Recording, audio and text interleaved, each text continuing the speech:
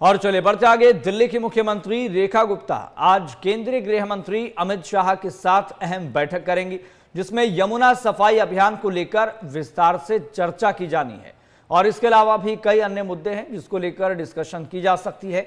इस दौरान कई बैठक में वरिष्ठ अधिकारी भी मौजूद रहेंगे।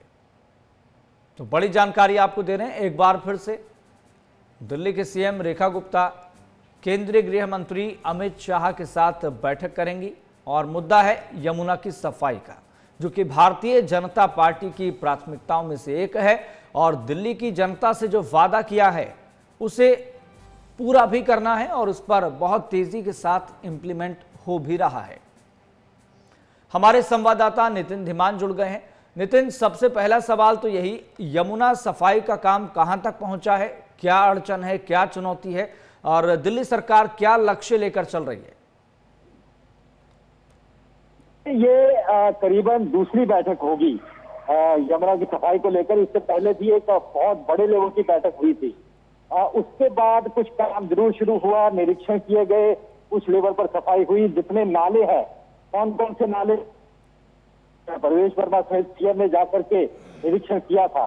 तो अब वो काम कितना बड़ा, उन नालों को कैसे एसटीपी में पहुंचाया जाए, डाइवर्ट किया जाए, इसको लेकर के चर्चा हो सकती है।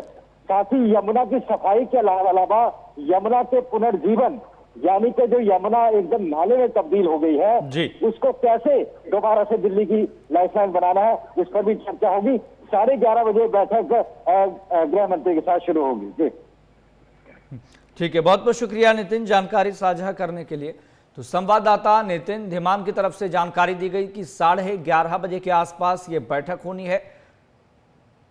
तो इससे पहले भी यमुना सफाई के मुद्दे पर बैठक हो चुकी है, लेकिन युद्ध स्तर पर काम हो और जो दिल्ली की जनता से वादा किया गया है भारतीय जनता पार्टी की तरफ से, उसे पूरा किया जाए।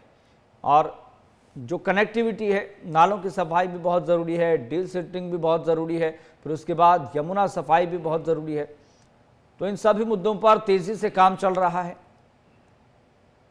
केंद्रीय गृह मंत्री अमित शाह भी इस पूरे मामले पर नजर बनाए हुए हैं और इसलिए वो भी समय समय पर समीक्षा बैठक इस पूरे मामले पर करते रहे हैं।